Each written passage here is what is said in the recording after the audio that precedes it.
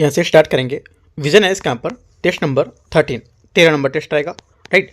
13 number जो test है यहाँ से ये आपका मॉडर्न हिस्ट्री का है, आधुनिक भारत का है, ठीक है। इसमें यहाँ पर सिलेबस दे रखा है, क्या क्या सिलेबस है इसके अकॉर्डिंग यहाँ पर आपको देखने को क्वेश्चन मिलेंगे इसके, ठीक है। तो स्टार्ट करते हैं क्वेश्चन नंबर 1 से। एक बात और, अभी यूकेटी का जो अपना टेस्ट चल रहा है वो भी मैं करा चुका हूँ। वहाँ से आपका ज्योग्राफी के 2 पेपर हो गए, एंशिएंट का कल्चर हो गया, एंशिएंट का मतलब एक पेपर हो गया, एंशिएंट मेडाइवल और कल्चर को मिला के एक पेपर हो गया है। अब जो चौथा पेपर आएगा वो भी आपका यूकेटी का जो रहेगा वो आपका पूरा मेडाइवल इंडिया पे, मतलब जैसे कि पूरा मध्यकाल जो हमारी हिस्ट्री है उसके पूरा सिलेबस पर आधारित रहेगा। वो आपका कल मॉर्निंग में होने वाला है, ठीक है। तो वो आपको मैं दिखाऊंगा, वो एक एक सिलेबस जो है जो हमारा मध्यकालीन है उसका आपको देखने को मिलेगा वहाँ से, ठीक है। तो पूरा वो मध्यकाल पर होगा और जो अगला 5वां नंबर आएगा वो मॉडर्न हिस्ट्री पे आएगा, ठीक है। स्टार्ट करते हैं यहाँ से, देखते हैं इसको। क्वेश्चन नंबर 1 से यहाँ पर देखो, इसमें टेस्ट में आपकी करंट अफेयर्स अगस्त 2025 की भी ऐड हुई, ठीक है। यहाँ से पहला क्वेश्चन है, इसमें बोला है तत्वबोधिनी सभा जिसका बाद में ब्रह्म समाज में विलय हो गया था, निम्नलिखित में से किसके द्वारा स्थापित की गई थी, ठीक है। ये स्थापित की गई थी देवेंद्रनाथ टैगोर के द्वारा। तत्वबोधिनी सभा की स्थापना कभी थी? 1839 में कलकत्ता में देवेंद्रनाथ टैगोर ने की थी और इसे राजा राममोहन राय द्वारा पूर्व में प्रतिपादित वेदांतिक तर्कवादी आस्तिक विचारों को पुनर्जीवित करने के लिए, यहाँ पर व्यवस्थित करने के लिए स्थापित किया गया था। अगला क्वेश्चन देखते हैं, क्वेश्चन नंबर 2। सन्यासी विद्रोह के संबंध में विचार करना है। ये अंग्रेजों के अधीन किसानों की बेदखली और भू राजस्व की मांग की वृद्धि के कारण हुआ था। पहला वाला स्टेटमेंट क्या होगा यहाँ से?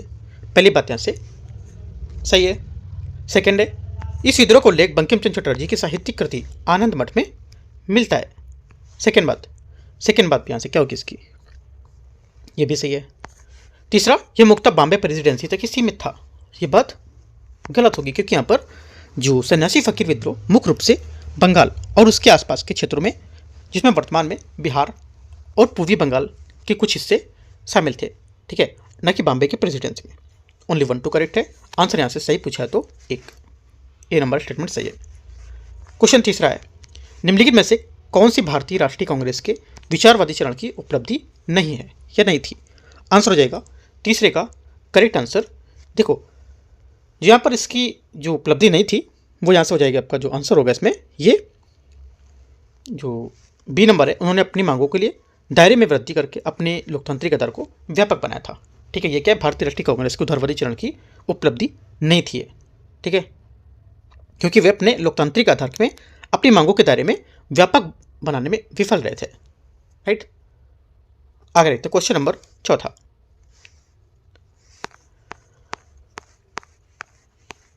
क्वेश्चन 4 है, निम्नलिखित में से किसने तुहफत उल मुवाहिदीन एकेश्वरवादियों के लिए एक उपहार की रचना की थी? आंसर हो जाएगा चौथे का, ये की थी राजा राममोहन राय।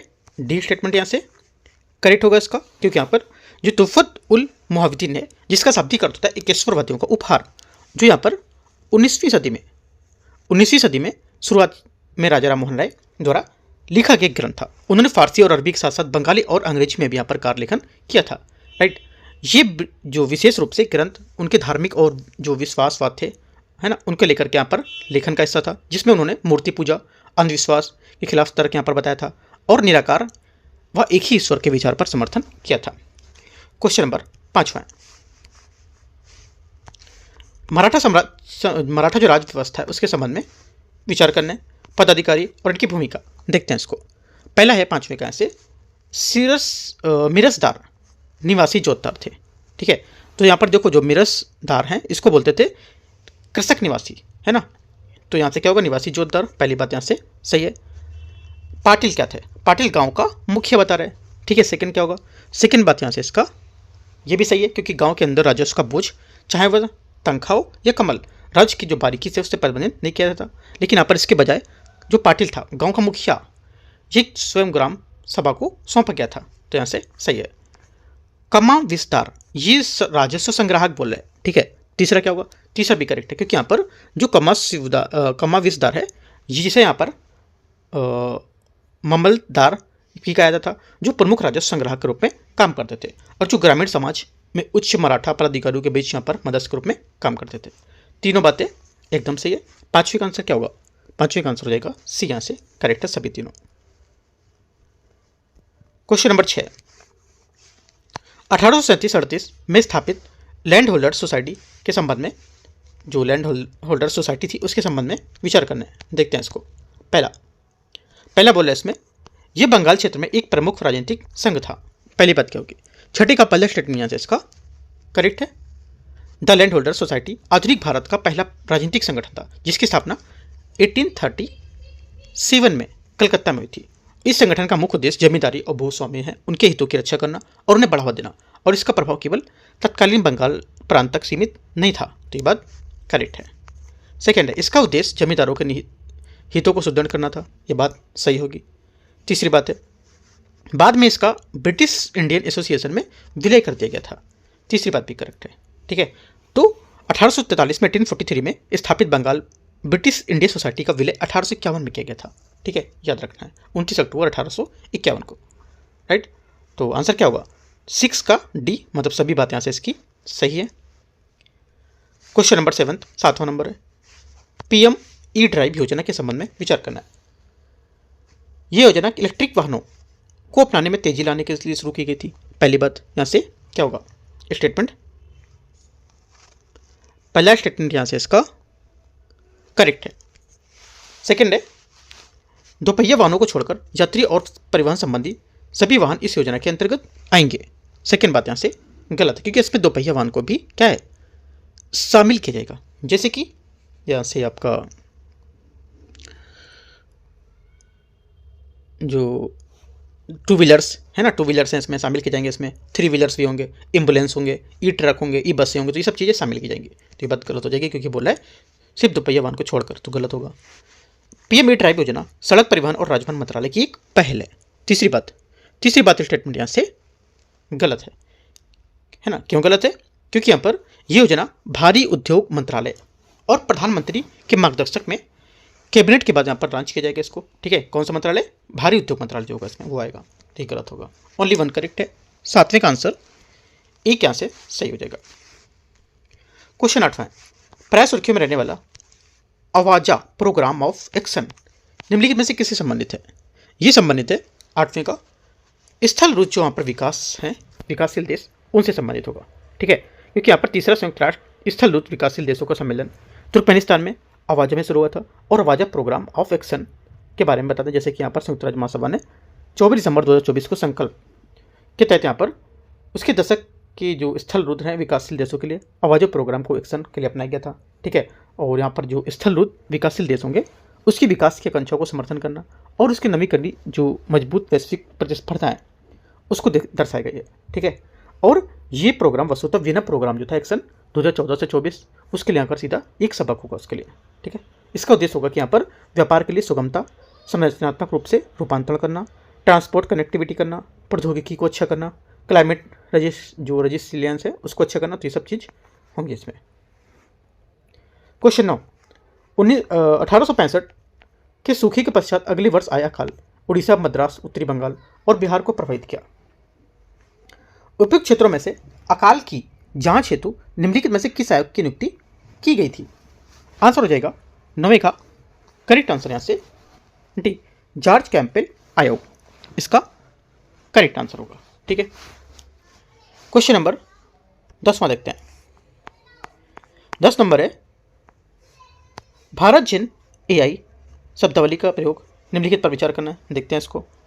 भारत का स्वदेशी एआई उपग्रह नेविगेशन कार्यक्रम है। पहली बात स्टेटमेंट यहाँ से इसका क्या होगा? गलत है। दूसरा, भारतीय भाषाओं को डोमेन के लिए विकसित एक ओपन एआई सोर्सेस मॉडल होगा। बी स्टेटमेंट यहाँ से इसका करेक्ट होगा क्योंकि यहाँ पर केंद्रीय मंत्री ने सूचित किया कि यहाँ पर भारत जिन एआई पहल के अंतर्गत 2026 तक भारत की सभी 22 अनुसूचित भाषाओं को शामिल किया जाएगा इसमें। ठीक है, इंपॉर्टेंट बात है, याद रखना है। जिसका जो कार्यान्वयन होगा वो इस पहल की विज्ञान प्रौद्योगिकी विभाग, department of science technology DST के अंतर्गत राष्ट्रीय और अंतर्विषय साइबर भौतिकी प्रणाली कमीशन के तहत यहाँ पर लागू किया जाएगा। ठीक है, आंसर क्या होगा? 10वें का आंसर भी करेक्ट है। क्वेश्चन 11 है, ब्रिटिश सरकार की रिंग फेंस नीति के संबंध में विचार करने कौन सा सही होगा? इसका उपयोग ब्रिटिश भारत में वारेन हेस्टिंग द्वारा किया गया था। इसका उपयोग पहला स्टेटमेंट यहाँ से इसका करेक्ट है, एकदम सही है क्योंकि यहाँ पर वारेन हेस्टिंग ने 1774 में गवर्नर जनरल का पद संभाला था। उस समय अंग्रेजों को मराठों, मैसूर और हैदराबाद के जो शक्तिशाली गठबंधन थे उसका सामना करना पड़ा था। उसने रिंग फेंस की नीति का पालन किया था, जिसका उद्देश्य था कि यहाँ पर कंपनी की जो सीमाएं थी उसकी रक्षा के लिए बफर जोन बनाना। ठीक है, पहली बात करेक्ट है। सेकेंड, इसका उद्देश्य भारत में ईस्ट इंडिया कंपनी के सभी व्यापारियों को बंदरगाहों घेरेबंदी द्वारा सुरक्षित करना। सेकेंड बात क्या होगी? सेकेंड बात यहाँ से गलत होगी, राइट। सेकेंड बात यहाँ से गलत है, ओनली वन करेक्ट है, तो आंसर 11वें का एक बात इसकी सही हो जाएगी। क्वेश्चन 12, हेपेटाइटिस डी के संबंध में विचार करना है। ये हेपेटाइटिस डी वायरस के कारण होने वाली यकृत लीवर की सूजन है। पहला स्टेटमेंट यहाँ से क्या होगा? पहला स्टेटमेंट बारे में गुजरेगा करेक्ट है। ये केवल उन्हीं व्यक्तियों को प्रभावित करता है जो पहले से हेपेटाइटिस सी से संक्रमित होंगे। ये बात गलत है, क्योंकि यहाँ पर हेपेटाइटिस डी जो है एक गंभीर यकृत संक्रमण है। ठीक है, और ये इसकी विशेषता होती है कि इसके संक्रमण में हेपेटाइटिस बी वायरस की सह अवस्थिति अनिवार्य होती है, जिसे यह संक्रमण या अति संक्रमण कहा जाता है। यह संक्रमण अकेले एचबीवी तुलना में अधिक गंभीर यकृत रोग बन सकता है। ठीक है, हाल ही में WHO द्वारा इसे मनुष्यों के कैंसर जनक के कारण वर्गीकृत किया गया था इसको। तो आंसर क्या होगा? ओनली वन करेक्ट है, सही पूछा तो 12वें का एक करेक्ट है। 13 नंबर, 18वीं शताब्दी में उत्तरार्ध में ईस्ट इंडिया कंपनी के क्षेत्रीय विस्तार के संबंध में विचार करना है। कौन से यहाँ पर पॉलीगर विद्रोह का सर्वोत्तम रूप से वर्णित करता है? आंसर हो जाएगा 13 का करेक्ट आंसर। यहाँ से देखो, जो यहाँ पर यह विद्रोह अंततः कुचल दिया गया था, और फिर कुछ इसका जो ऐतिहासिक महत्व था, जैसे कि यहाँ पर केवल कर विद्रोह नहीं था, बल्कि यहाँ पर औपनिवेशिक अतिक्रमण के साथ यहाँ पर प्रारंभिक और संगठित चुनौती को लेकर था। ठीक है, ये संघर्ष पारंपरिक और जो स्थानीय संप्रभुता थी उसको कंपनी में एकीकृत और शक्ति के बीच टकराव को लेकर प्रतीक बन के उभरा था। तो ऐसे जो आंसर हो जाएगा इसका, ये ईस्ट इंडिया कंपनी द्वारा स्थानीय और सैन्य जो प्रमुखता थी इसकी और इसके राजस्व का जो हनन था उसके विरुद्ध इनका प्रतिरोध किया गया था इसमें। ठीक है, तो क्या होगा आंसर? 13 का सी यहाँ से सही होगा। ठीक है, और यहाँ पर जो परंपरागत रूप से स्वायत्त स्थानीय जो सरदार रहे थे, पॉलीगर थे, उन्होंने 1781 में तिरुवल्ली में कर्नाटक में प्रांतों को अपनी हस्तांतरण की जाने वाली विरोध शामिल किया था। इससे उनकी संप्रभुता समाप्त हो गई थी और इन पर अत्यधिक कर आरोपित किए गए थे। ठीक है, तो इसकी थोड़ी सी बातें आपको याद रखनी है। 18वीं शताब्दी में जो ईस्ट इंडिया कंपनी थी उसके क्षेत्रीय विस्तार को लेकर क्या यहाँ पर वर्णित कर रही थी बात। ठीक है, क्वेश्चन नंबर 14, 13 पूरा हो गया, 14 देखते हैं। बुंदेला विद्रोह के संबंध में विचार करना है। ये विद्रोह 1857 के विद्रोह से पहले हुआ था। पहली बात, 14 का जो स्टेटमेंट होगा पहला वाला यहाँ से करेक्ट है। ठीक है, क्योंकि यहाँ पर बुंदेलखंड सागर नर्मदा क्षेत्र में 1842 का पहला बुंदेला विद्रोह बंगाल में नील की कीमतों की जबरन चाय बागानों की जमींदारों के लेकर यहाँ पर उन्मूलन से प्रेरित नहीं था। पहली बात सही है, और इससे पहले हुआ था। ठीक है, बात सही है। अगला है, ये बुंदेलखंड के सागर नर्मदा क्षेत्र में कराधान में वृद्धि की प्रत्यक्ष प्रक्रिया थी। सेकेंड बात करेक्ट है, क्योंकि यहाँ पर इसके बजाय ये विद्रोह कराधान में वृद्धि थी और इसमें विशेषकर भूमि कर में वृद्धि और प्रत्यक्ष प्रक्रिया भी दी गई थी इसमें, और ये कपास कर के उत्पादन में अल्पकालिक और कृत्रिम वृद्धि को बाद लगाया गया था। सेकेंड बात यहाँ से सही होगी। तीसरा, इस विद्रोह से जुड़े महत्वपूर्ण नेता तात्या टोपे और रानी लक्ष्मीबाई थी। तीसरी बात क्या होगी? तीसरी बात यहाँ से गलत है, क्योंकि यहाँ पर इनके खिलाफ असंतोष फूटा था और इसने खुले में विद्रोह के रूप ले लिया था, और इस विद्रोह का नेतृत्व बुंदेला सरदार चंद्रपुर के जो जवाहर सिंह थे, है ना, वो, और नारहट के मधुकर शाह ने किया था। राइट, तो यहाँ से ये बात गलत होगी। ओनली 1 2 करेक्ट है, आंसर यहाँ से बी 14 का। क्वेश्चन 15 15 नंबर है, देखते हैं इसको। 15 नंबर क्वेश्चन है, निम्नलिखित में से कौन सी घटना सबसे पहले घटित हुई थी? बताना आंसर आपको। देखो, यहाँ पर जो आंसर की बात करते हैं, इसमें जो घटित हुई सबसे पहले Mohammad Anglo Indian Oriental MAO college की स्थापना। ठीक है, तो क्या होगा आंसर? आंसर यहाँ से हो जाएगा आपका 15वें का जो करेक्ट आंसर है ये सी यहाँ से सही आंसर है। ठीक है, मोहम्मदन जो एंग्लो ओरिएंटल कॉलेज है इसकी स्थापना 1875 में, राइट, यहाँ से हुई थी। तो इसका आंसर सी यहाँ से सही हो जाएगा। ठीक है, आगे देखते हैं। क्वेश्चन नंबर 16, निम्नलिखित पर विचार करना है। नीति, कार्रवाई और संबद्ध गवर्नर जनरल, वेबगत का सिद्धांत, सुरक्षित घेरेडिंग ऑफ फेंस की नीति, सहायक संधि। इनके टाइम यहाँ पर गवर्नर जनरल कौन थे? देखते हैं इसको 16 को। पहले यहाँ से है वेबगत का सिद्धांत। पहली बात यहाँ से क्या हो जाएगी? यहाँ से करेक्ट है, क्योंकि इसमें लॉर्डोलॉजी सुरक्षित घेरे की रिंग नीति, रिंग ऑफ फेंस, ठीक है। सेकंड क्या होगा? सेकंड आपका गलत है, क्योंकि यहाँ पर सुरक्षित घेरे की नीति, रिंग फेंस की नीति वॉरेन हेस्टिंग होगा, जॉन लॉरेंस नहीं होगा, गलत है। सहायक संधि, सहायक संधि हो जाएगी आपके यहाँ से lord Wellesley, lord Warren Hasting नहीं। ओनली वन करेक्ट है आंसर, यहाँ से ए 16 का करेक्ट आंसर हो जाएगा। क्वेश्चन 17 है, डिजी लॉकर के संबंध में विचार करना है। डिजी लॉकर डिजिटल इंडिया पहल के तहत 2015 में शुरू किया गया एक डिजिटल दस्तावेज वॉलेट है। पहली बात, 17 का पहला स्टेटमेंट यहाँ से करेक्ट है। डिजी लॉकर के माध्यम से जारी किए गए दस्तावेज कानूनी रूप से भौतिक दस्तावेज के समान होगा। सेकेंड बात क्या होगा? सेकेंड बात भी यहाँ से इसकी सही है। थर्ड, ये प्लेटफॉर्म राष्ट्रीय ई गवर्नेंस प्रभाग द्वारा विकसित और प्रबंधित किया जा रहा है। तीसरी बात भी करेक्ट है, तीनों बातें सही हैं। 17 का आंसर यहाँ से डी क्या होगा? करेक्ट हो जाएगा। क्वेश्चन 18 की बात करते हैं। 18वीं शताब्दी में भारत में हुए सांस्कृतिक विकास के संबंध में विचार करना है। सुजोदौला ने लखनऊ में बड़ा इमामबाड़ा बनाया, जो अपने भव्य मेहराबदार हॉल और मुगल अवधि वास्तुकला के लिए प्रसिद्ध है। पहली बात, 18 का पहला स्टेटमेंट यहाँ से इसका क्या होगा? पहली बात यहाँ से गलत है, क्योंकि यहाँ पर इस युग में सबसे प्रतिष्ठित स्मारकों में से एक लखनऊ का बड़ा इमामबाड़ा था, जिसका निर्माण अवध के नवाब आसफ उद दौला ने करवाया था, ठीक है, न कि ये वाला, तो गलत हो गया। सेकेंड, सवाई जयसिंह द्वितीय ने दिल्ली, जयपुर, बनारस, उज्जैन और मथुरा में 5 खगोलीय वेधशालाएं स्थापित की थी। सेकेंड बात क्या होगी? सेकेंड बात यहाँ से करेक्ट है, ठीक है, क्योंकि यहाँ पर 1724 1737 के बीच उन्होंने दिल्ली और जयपुर, बनारस में यहाँ पर उज्जैन, मथुरा जैसे 5 खगोलीय वेधशालाएं जंतर मंतर बनवाई थी, ठीक है। तीसरा, वॉरेन हेस्टिंग ने इस्लामी कानून और फारसी साहित्य का अध्ययन को बढ़ावा देने के लिए 1781 में कलकत्ता मदरसा की स्थापना की थी। तीसरी बात भी यहाँ से करेक्ट है। 2 और 3 करेक्ट है, आंसर क्या होगा? आंसर हो जाएगा 2 बातें यहाँ से सही है, सही पूछा है तो। केवल 2 का मतलब 2 स्टेटमेंट यहाँ से करेक्ट है। केवल 2 का मतलब ये नहीं होगा कि यहाँ पर आप केवल 2 ये मार दो, नहीं।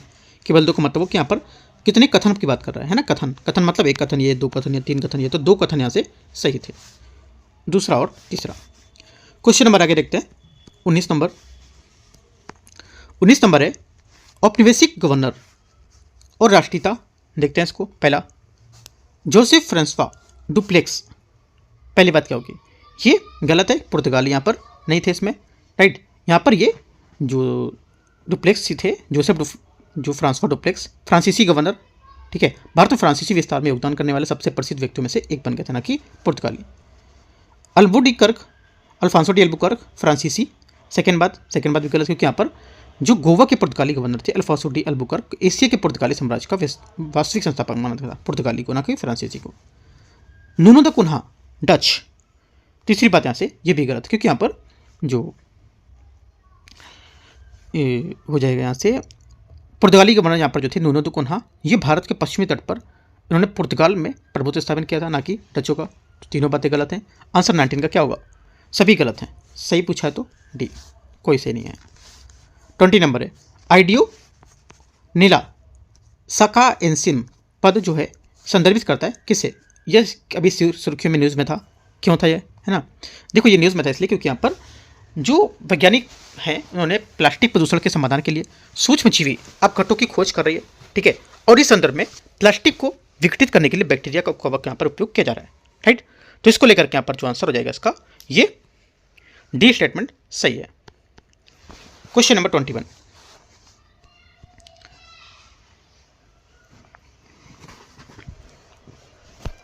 है यहाँ से सिख सुधार आंदोलन के संबंध में निम्नलिखित पर विचार करना है। देखते हैं इसको। बाबा राम सिंह बनाम निरंकारी इस आंदोलन के संस्थापक थे। पहली बात, पहला स्टेटमेंट यहाँ से इसका क्या होगा? गलत है, क्योंकि यहाँ पर बाबा दयाल सिंह इस शुद्धिकरण आंदोलन के संस्थापक थे। राम सिंह नामधारी सफ़ेद पगड़ी के साथ सफ़ेद कपड़े पहनते थे और एक माला धारण करते थे जो उन्हें अन्य सभी से अलग करते हैं। सेकेंड बात यहाँ से क्या होगी? सेकेंड बात स्टेटमेंट जो रहेगा क्या हो जाएगा यहाँ से? सेकेंड स्टेटमेंट यहाँ से करेक्ट हो जाएगा, सही है। तीसरा, निरंकारी गुरु गोविंद सिंह द्वारा खालसा की स्थापना के बाद अपनाए गए रीति रिवाजों का पालन करते थे। तीसरी बात क्या होगी? तीसरी बात स्टेटमेंट यहाँ से गलत है, क्योंकि यहाँ पर शुद्ध धर्म अपने मॉडल के लिए यहाँ पर गुरु नानक और प्रारंभिक सिख धर्म उनकी निर्भरता पर से जो उनके आन आंदोलन थे उसमें नामधारियों से अलग कर दिया था। ठीक है, तो ये बात गलत होगी। ओनली 2 करेक्ट है। सही पूछा है तो आंसर यहाँ से हो जाएगा 21 का डी, मतलब केवल 2। 22 नंबर है 1781 के बनारस विद्रोह के संबंध में विचार करना है। ये वारेन हेस्टिंग के गवर्नर के काल में शुरू हुआ था। पहली बात 22 का पहला स्टेटमेंट क्या होगा यहाँ से, ये करेक्ट है। इसका तत्कालीकरण कंपनी द्वारा बनारस के राजा चैत सिंह से अधिक राजस्व वसूलने का प्रयास किया था। सेकेंड बात ये भी सही है, क्योंकि यहाँ पर इसका तत्कालिक जो कारण था वारेन हेस्टिंग द्वारा बनारस के जो राजा चैत सिंह थे उससे अधिक राजस्व भुगतान के लिए सैन्य सहायता प्राप्त करने का उद्देश्य था। ठीक है, दोनों बातें क्या हैं यहाँ से सही है। आंसर सही पूछा है तो सी। 23 नंबर है कर्नाटक युद्धों के जो निम्नलिखित लड़ाइयाँ थी उसकी घटनाओं के कालक्रम के अनुसार इसको व्यवस्थित करना है। देखते हैं 23 को। पहला अड्यार की लड़ाई। अड्यार की लड़ाई 1746, पहले सबका सन लिख लेते हैं कब कब है। अंबूर की लड़ाई ये हुई थी आपकी 1749।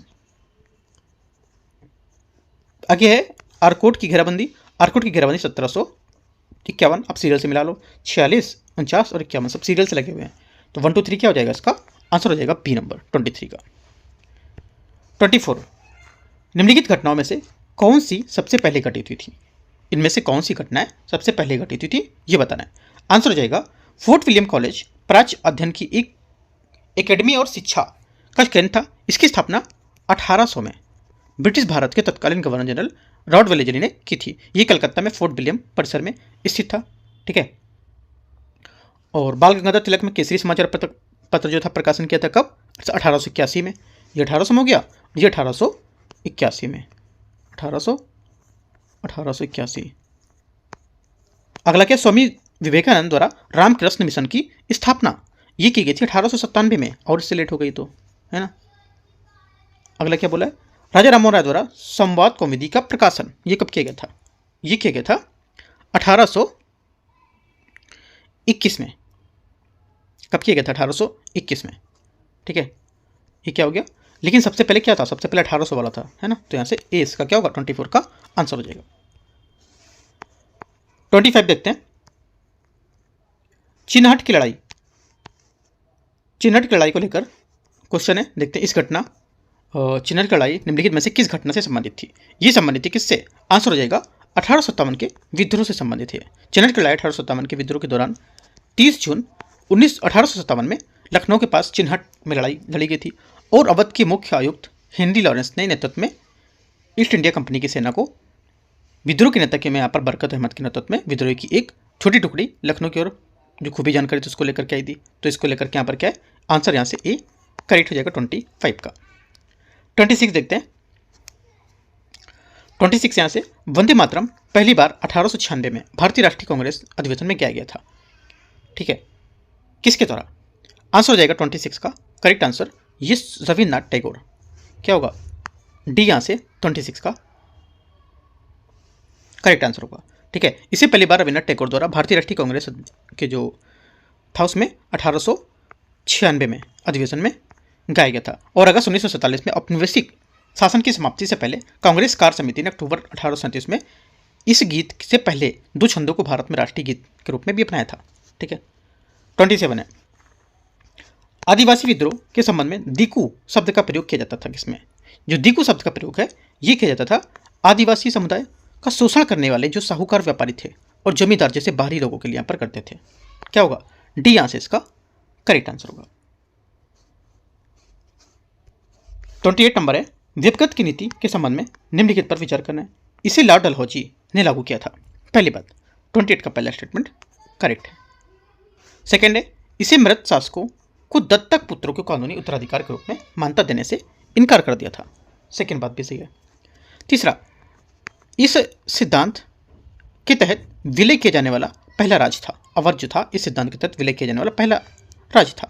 गलत हो जाएगा, क्योंकि यहाँ पर सतारा व्यक्तिगत नीति के अंतर्गत विलय किया जाने वाला पहला राज्य था, और अवध में जो नवाब कई यहाँ पर उत्तराधिकारी थे, जिसलिए यहाँ पर ये राज्य की व्यक्तिगत नीति के अंतर्गत नहीं आ सकता था। तो ओनली 1 2 करेक्ट है, आंसर 28 का ए बात सही है। 29 है, ब्रिटिश काल के दौरान भारतीय राज्यों के संबंध में आसफउद्दौला निम्नलिखित में से किस राज्य का शासक था। आंसर हो जाएगा 29 का। करेक्ट आंसर ये था अवध का। ठीक है, बी आंसर क्या होगा इसका करेक्ट आंसर होगा। राइट, 29 का।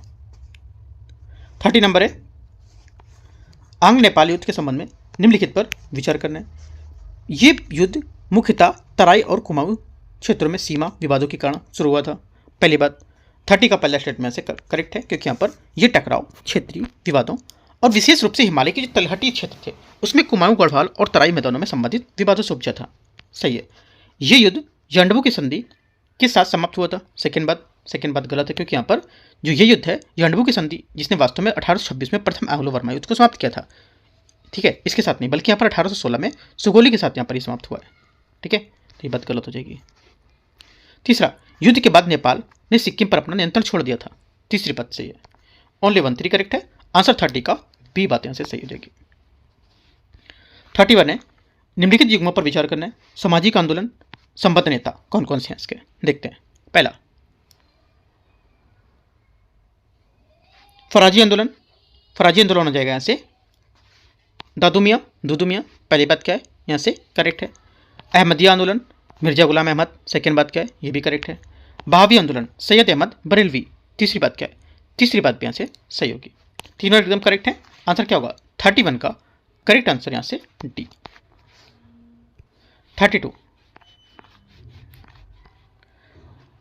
32 है, कोलाचिल युद्ध 1747 के संबंध में विचार करना है। देखते हैं इसको। ये त्रावणकोर साम्राज्य और डच ईस्ट इंडिया कंपनी के बीच लड़ा गया था। पहली बात, 32 का स्टेटमेंट क्या होगा करेक्ट है। सेकंड, ये एक भारतीय साम्राज्य द्वारा एक यूरोपीय शक्ति की निर्णायक हार थी। सेकंड बात भी यहाँ से इसकी करेक्ट है। इस युद्ध में फ्रांसीसियों ने डचों को सक्रिय रूप से समर्थन दिया था। तीसरी बात यहाँ से इसकी गलत होगी। ठीक है, क्योंकि यहाँ पर विशेष रूप से फ्रांसीसियों ने वास्तविक तौर पर वाणिज्यिक रियासतों के बदले में डचों के बजाय त्रावणकोर का समर्थन किया था। इस वजह से यहाँ पर यह धारणा का प्रत्यक्ष रूप से खंडन करती है। तो ये बात फ्रांसीसी के डच में थे, तो फ्रांसीसी डच के पक्ष में, तो ये बात गलत हो जाएगी। 1 2 करेक्ट है, आंसर बी। 33, निम्नलिखित घटनाओं का सही कालक्रम के अनुसार व्यवस्थित करना है। देखते हैं। पहली बात, बक्सर का युद्ध 1764। ठीक है, पानीपत का तीसरा युद्ध 1761 और बांडीवास का युद्ध 1760। लगा लो साथ में क्या होगा 60 61 और 64। ठीक है, मतलब तीसरा और दूसरा और पहला 3 2 1 यहाँ से आंसर होगा 33 का ए। 34, इको सेंसिटिव जोन के संबंध में विचार करना है। उच्चतम न्यायालय के अनुसार सभी संरक्षित क्षेत्रों के आसपास न्यूनतम 25 किलोमीटर के दायरे को इको सेंसिटिव जोन घोषित किया जाना चाहिए। पहली बात, पहला स्टेटमेंट यहाँ से इसका गलत है। ठीक है, क्या होगा पहली बात यहाँ से गलत है इसकी। क्यों? क्योंकि यहाँ पर जून 2022 में उच्चतम न्यायालय ने निर्देश दिया था कि यहाँ पर सभी संरक्षित क्षेत्रों के चारों ओर कम से कम 1 किलोमीटर क्षेत्र को ESZ के रूप में अधिसूचित किया जाना चाहिए। बाद में उच्चतम न्यायालय ने संरक्षित करके यहाँ पर वनों को इको सेंसिटिव जोन बनाए रखने के लिए यहाँ पर इसमें निर्णयों को संशोधित करके यहाँ पर कहा था कि पूरे देश में एक समान नहीं हो सकते हैं, बल्कि इन्हें विशिष्ट क्षेत्र में अलग अलग करके अनुरूप में कर सकते हैं। ठीक है, तो ये बात गलत हो जाएगी पहली वाली। सेकंड, इन्हें पर्यावरण और वन जलवायु परिवर्तन मंत्रालय द्वारा राज्य सरकारों के परामर्श में घोषित किया जाता है। सेकंड बात क्या होगी? सेकंड बात यहाँ से करेक्ट है, क्योंकि यहाँ पर पर्यावरण संरक्षण अधिनियम 1986 जो है उसके तहत संबंधित जो राज्य सरकार है उसके परामर्श से इसको अनुसूचित किया जाएगा। ओनली 2 करेक्ट है, आंसर यहाँ से बी। 35, निम्नलिखित में से कथनों पर विचार करना है। कथन 1, कथन 2। भारतीय परिषद अधिनियम 1892 में विधान परिषदों की प्रतिनिधित्व का विस्तार किया था। पहली बात, 35 का पहला स्टेटमेंट यहाँ से क्या होगा करेक्ट है। सेकंड, इस अधिनियम के तहत सदस्यों का चुनाव भारतीय नागरिक द्वारा प्रत्यक्ष मताधिकार के माध्यम से किया जाता था। सेकंड बात क्या होगी?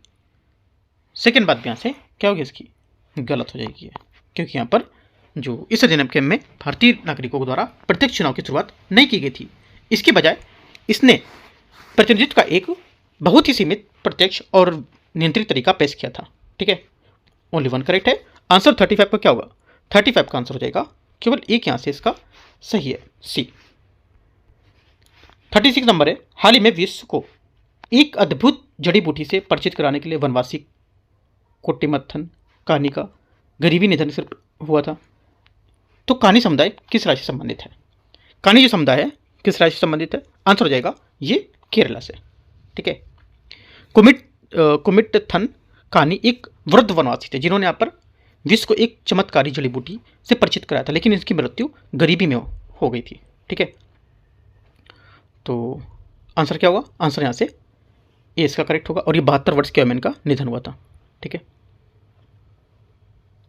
क्वेश्चन नंबर 37 है, ब्रिटिश सरकार द्वारा फाउलर आयोग नियुक्ति निम्नलिखित में से किस उद्देश्य से की गई थी? आंसर हो जाएगा 37 का करेक्ट आंसर ए, भारत में जो मुद्रा प्रणाली है उसके सुधार करने के लिए यहाँ पर फाउलर आयोग की नियुक्ति इसके उद्देश्य से की गई थी। ठीक है। क्वेश्चन नंबर 38 है, 38 है, कोनोकार्पस वृक्षों के संबंध में विचार करना है। ये एक तेजी से बढ़ने वाली विदेशी वृक्ष प्रजाति जो गर्मी, लवणता, वायु और धूल प्रदूषण को सहन कर सकती है। पहली बात इंपॉर्टेंट है, पहला स्टेटमेंट यहाँ से इसका करेक्ट होगा क्योंकि यहाँ पर न्यूज़ में था ये, है ना, इस वजह से यहाँ पर पूछा गया ये ऑस्ट्रेलिया में तटीय क्षेत्रों की स्थानिक प्रजाति है। सेकेंड बात गलत है क्योंकि यहाँ पर कोनोकार्पस वृक्ष की 2 प्रजातियाँ, एक उष्णकटिबंधीय अमेरिका के तटीय क्षेत्रों में, पश्चिमी अफ्रीका के कुछ यहाँ पर क्षेत्रों में हिस्से में स्थानिक होती है, जबकि यहाँ पर दूसरी सोमालिया और यमन में तटीय शुष्क क्षेत्र में यहाँ पर अरब प्रायद्वीप में पाई जाती है। सेकेंड बात गलत होगी। थर्ड, कोनोकार्पस वृक्षों का उपयोग भारत में उनके औषधि गुणों के लिए किया जाता है। तीसरी बात क्या होगी? तीसरी बात यहाँ से गलत है। तीसरी बात क्या होगी? गलत हो जाएगी। क्यों? क्योंकि यहाँ पर पहली बात क्या थी? पहली बात स्टेटमेंट इसका सही था, दूसरा गलत था, तीसरा यहाँ पर इसका गलत है। क्यों? देखो, तीसरी बात गलत है क्योंकि यहाँ पर जो गुजरात और तमिलनाडु जैसे कुछ राज्यों ने पहले ही इन पर प्रतिबंध लगा दिया था। हालांकि पैनल ने इस मामले में एक समान राष्ट्रीय जो दृष्टिकोण है उसको अपनाने का आह्वान किया था और उच्चतम न्यायालय ने पर्यावरण मंत्रालय को इस वृक्ष के लिए आक्रामक प्रजाति के लिए सूचीबद्ध करने को लेकर देशज प्रजाति को लेकर प्रोत्साहन को आग्रह किया था। ठीक है, ये बात गलत होगी इसकी। आंसर क्या होगा? ओनली 1 करेक्ट है। 38 का आंसर ए बात यहां से सही हो जाएगी, केवल एक। 39 है, प्राय सुर्खियों में रहने वाले ज्वाइंट क्रेडिट मैकेनिज्म निम्नलिखित में से किससे संबंधित है? आंसर हो जाएगा 39 का करेक्ट आंसर पेरिस समझौते से संबंधित है। सी यहाँ से सही आंसर है इसका, क्योंकि यहाँ पर भारत और जापान ने पेरिस समझौते के तहत ज्वाइंट क्रेडिट मैकेनिज्म पर एक सहयोग ज्ञापन पर हस्ताक्षर किए हैं, जिसका उद्देश्य निवेश और व्यापार, कार्बन व्यापार पर बढ़ावा देना। 40, हाल ही में IUCN ट्रैफिक की एक रिपोर्ट में भारत की बेहतर निगरानी और पर्यवेक्षण की सराहना की गई है। इस संदर्भ में भारतीय गैंडा भारत के निम्नलिखित संरक्षण में से किस में पाया गया था या किस में पाया जाता है? आंसर हो जाएगा 40 का करेक्ट आंसर यहाँ से ये पबितोरा वन्यजीव अभ्यारण्य। कहाँ पर ये पबितोरा जो वन्यजीव अभ्यारण्य है ये आपका यहाँ से इसका सही आंसर होगा। ठीक है, और ये भारतीय गैंडा एक सींग वाला होता है, जबकि यहाँ पर अफ्रीकी सफ़ेद जो काले गैंडे हैं वो 2 सींग वाले होते हैं। एक इसका एग्जाम्पल मान सकते हो, मतलब इंपॉर्टेंट बात इसकी। ठीक है, और हाल ही में यहाँ पर रिपोर्ट आई थी IUCN ट्रैफिक की एक रिपोर्ट में भारत की जो बेहतर निगरानी है और पर्यवेक्षण इसकी सराहना भी की गई है, जिससे यहाँ पर भारतीय गैंडा जो ग्रेटर 1 हॉर्न राइनो होते हैं उसके शिकार में तेजी में कमी आई है। ठीक है, आपसे बोलेगा इसके शिकार में और अधिकता आई है, जरा शिकार किया गया इसका, तो गलत होगा क्योंकि इसके शिकार में कमी आई है जो रिपोर्ट अभी आई है। आपसे बोलेगा जो रिपोर्ट आई है ये रिपोर्ट किसने निकाली है? IUCN ने, है ना। बोल देगा आपको जो एक आपका और रिपोर्ट्स होती हैं जो भी होंगे WWF बोल देगा। ठीक है, और भी रिपोर्ट दे देगा IUCN की, कुछ जो रिपोर्ट जारी करते हैं IUCN के यहाँ पर ट्रैफिक दे देगा, है ना, तो आपको ट्रैफिक वाले मारना है। ठीक है, TRAFFIC। ठीक है, और IUCN के रेड लिस्ट में गेंडा जो है इसको वल्नरेबल श्रेणी में सूचीबद्ध किया गया, ना कि इंडेंजर्ड में, ये आपको याद रखना है। इसे सिटीज़ की परिशिष्ट 1 में उच्चतम संरक्षण में सूचीबद्ध किया गया। इसे वन्यजीव संरक्षण अधिनियम 1972 की अनुसूची 1 के तहत संरक्षण प्रदान है। ठीक है, ये सब बातें याद रखनी है आपको। 41 यहाँ से हिंद महासागर में प्रारंभिक पुर्तगाली विस्तार के संबंध में विचार करना है। करताज प्रणाली ने भारतीय जहाज़ों को भारत में पुर्तगालियों के पास खरीदने के लिए मजबूर किया था। पहली बात 41 का पहला स्टेटमेंट यहाँ से करेक्ट है। पुर्तगालियों ने हिंद महासागर में नौवहन पर अपना वर्चस्व कायम करने के लिए अरब व्यापारियों के साथ सहयोग किया था। सेकेंड बात गलत होगी क्योंकि पुर्तगालियों ने अरब व्यापारियों के साथ मिलकर नौवहन का प्रभुत्व स्थापित किया था। यह विचार गलत है, क्योंकि वास्तव में उन्होंने अरब व्यापारियों को हिंसक रूप में यहाँ पर विस्थापित और यहाँ पर सर्वोच्चता हासिल की थी, जिन्होंने उनके आगमन से पहले हिंद महासागर में नौ परिवहन को एक समृद्ध एकाधिकार बनाए रखा था। ठीक है। और पुर्तगालियों ने नौसैनिक लड़ाई, समुद्री डकैती और किलेबंदी तटीय चौकी उसके माध्यम से एक एकाधिकार को खंडित कर दिया था और अरब में सहयोग नहीं किया था उनको, और बल्कि इसमें स्वीकार किया था उससे। आंसर क्या होगा? ओनली वन करेक्ट है, दूसरा गलत है।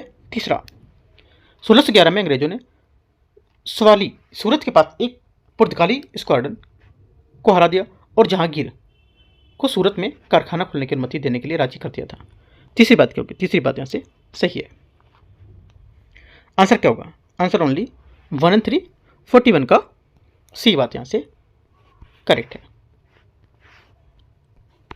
42, अमृतसर की संधि 1809 के संबंध में विचार करना है। ईस्ट इंडिया कंपनी ने सतलज के पश्चिम में स्थित क्षेत्रों के जो रणजीत सिंह की संप्रभुता थी उसको मान्यता दी है।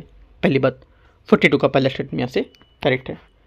इस संधि के माध्यम से कंपनी को लाहौर में सेना तैनात करने का अधिकार प्राप्त हुआ था। सेकेंड बात गलत है, क्योंकि यहाँ पर अंग्रेजों ने लाहौर में सेनाएं रखने की अनुमति नहीं दी इसको। ठीक है, ये बात गलत है, क्योंकि यहाँ पर यह संधि अंग्रेजों द्वारा रणजीत सिंह की जो पंजाब की एक संप्रभु शासक है उसके रूप में दी गई पहली औपनिवेशिक मान्यता थी। ठीक है, ओनली वन करेक्ट है, ये यहाँ से 42 का आंसर हो जाएगा। 43,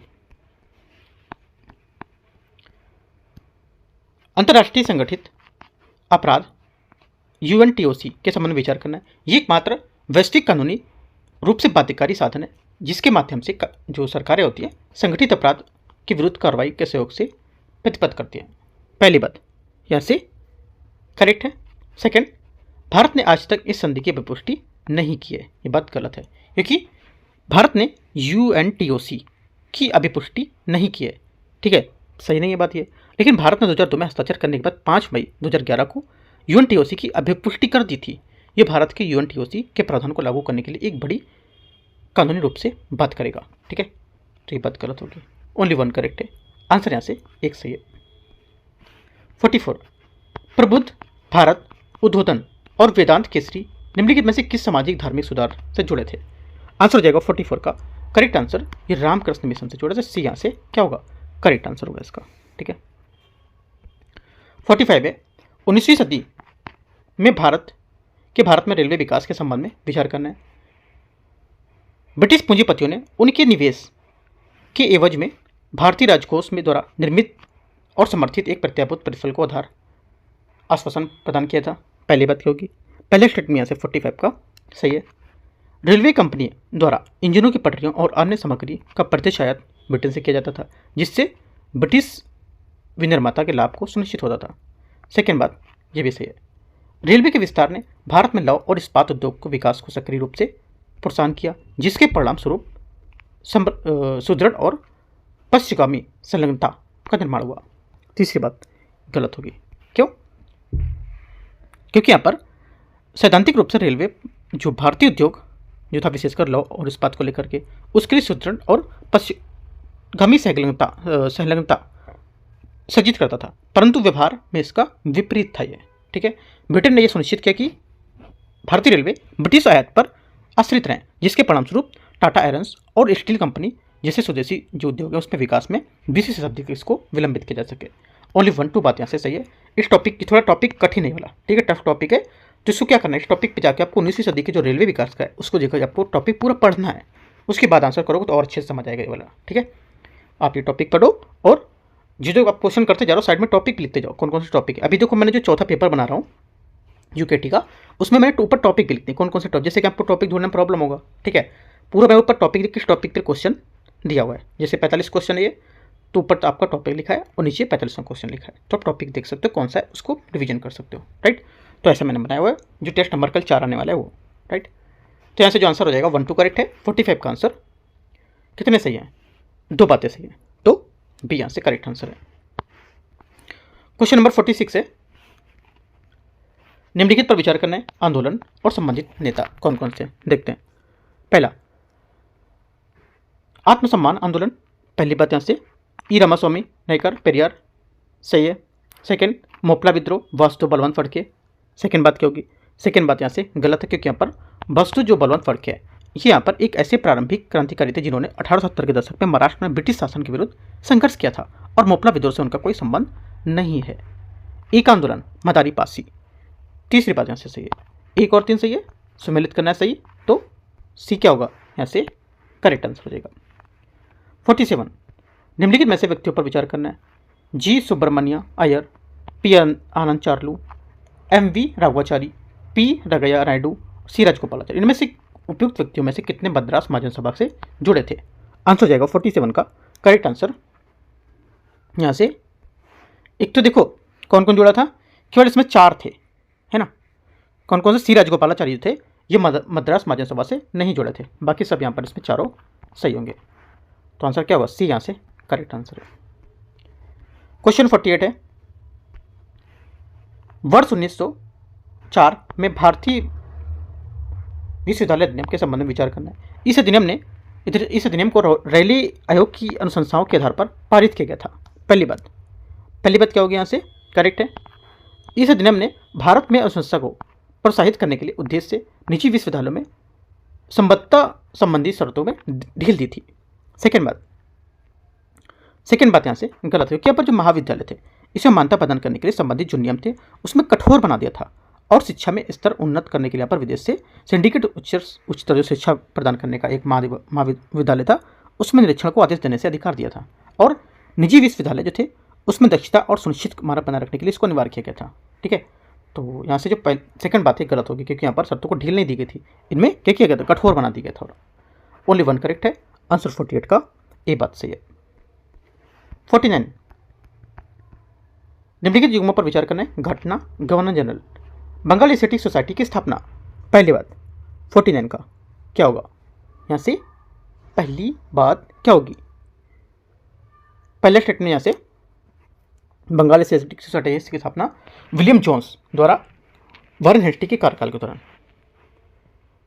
गवर्नर जो जॉन सोर के कार्यकाल बता रहे हैं यहाँ पर, तो गलत होगा। बेलोर विद्रोह था 1857 के विद्रोह का अग्रदूत बताया था जो सर जॉर्ज बार्लो के कार्यकाल में। ठीक है, ये बात सही है। प्रथम आंग्ल बर्मा युद्ध ये लॉर्ड एम थर्स्ट के कार्यकाल में, ये बात सही है। 2 बातें सही है, आंसर बी।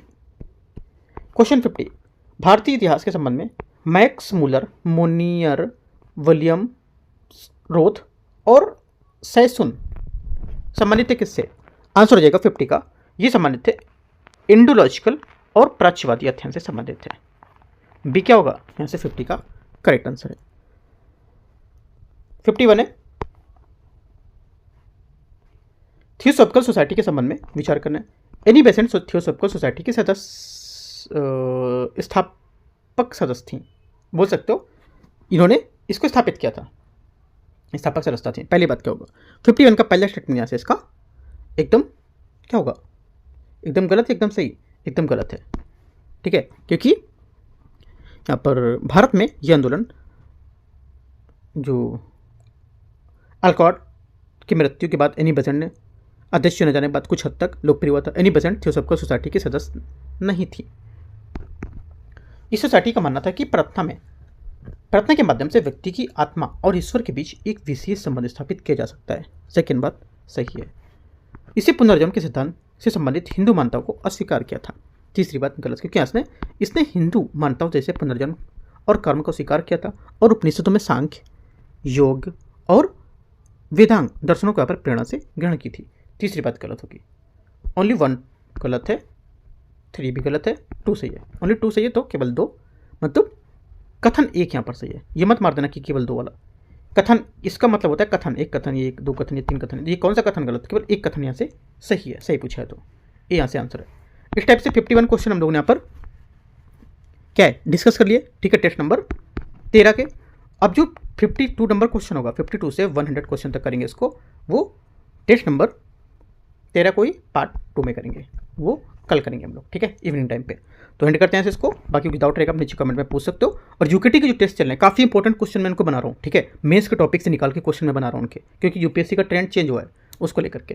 वो सब पेपर आपको देखने को मिलेंगे, जैसे योजना मैगजीन है उसके भी टेस्ट पेपर भी कुछ टाइम में लाऊंगा। ठीक है, और डाउन टू अर्थ मैगजीन है, उन सब पूरी मैगजीन को मिला करके एक पूरा पेपर 500 क्वेश्चन का बनाऊंगा वो। राइट, तो उसमें पार्ट 1 पार्ट 2 करके मैं यूट्यूब पे करा दूंगा वो सब। ठीक है, तो एंड कर सकते हैं इसको। All the best, thank you.